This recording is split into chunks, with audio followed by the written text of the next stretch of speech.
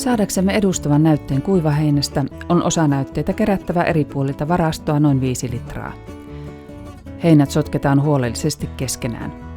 Lopuksi otetaan varsinainen 2 litran heinänäyte muovipussiin. Mikäli heinät leikataan lyhyemmiksi, on ne helpompi sekoittaa ja työntää pussiin. Ilma puristetaan pois, jonka jälkeen merkitään keskeiset tiedot pussiin ja sen mukana tulevaan lähetteeseen.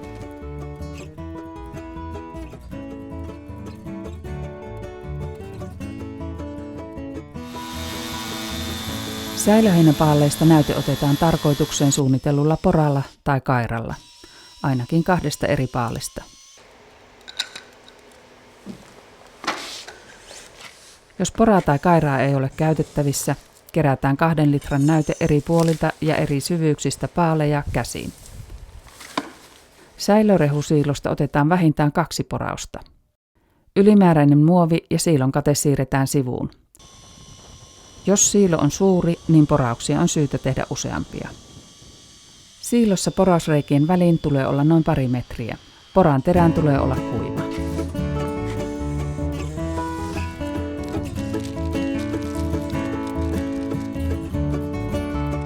Reikien ympärys kuivataan näytteenoton jälkeen ja paikkaukseen käytetään säilöheinämuovin korjausteippiä.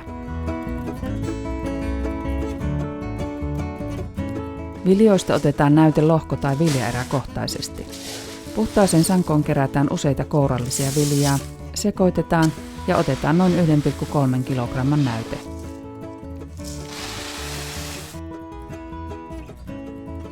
Heinänäyte otetaan ennen kuin se on pakattu paaliin tai muoviin. Pellolla näyte kerätään kulkemalla pellon lävistäjän poikki ja otetaan noin 30 kourallista heinää eri kohdista. Heinät sotketaan erillisessä astiassa huolellisesti. Sekoituksen jälkeen jaetaan heinä 4 erään, josta 2 poistetaan ja 2 sekoitetaan vielä kerran huolellisesti, minkä jälkeen otetaan 2 litran näyte analysoitavaksi. Jos otetaan sekä rehuanalyysinäyte ja hygieninen laatunäyte, tarvitaan 2 erillistä näytepussia. Näytteet pakataan suljettuun minigrip-pussiin, josta ilma on puristettu pois, jotta rehun kosteuspitoisuus säilyy muuttumattomana analysointihetkeen saakka.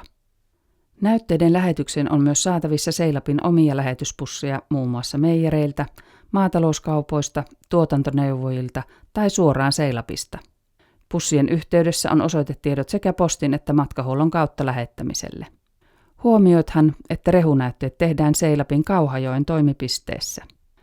Näytteen mukaan täytetään ja liitetään saatekortti, joka saadaan tulostettua Seilapin verkkosivuilta.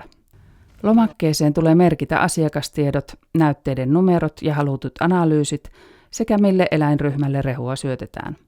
Kun saatteeseen merkitään, että kyseessä on hevosrehu, määritetään rehulle myös sulavan raakavalkuaisen pitoisuus. Näytteet tulee aina lähettää alkuviikosta, jotteivät ne joudu seisomaan viikonlopun yli esimerkiksi postissa. Tulokset valmistuvat noin 1-3 viikossa.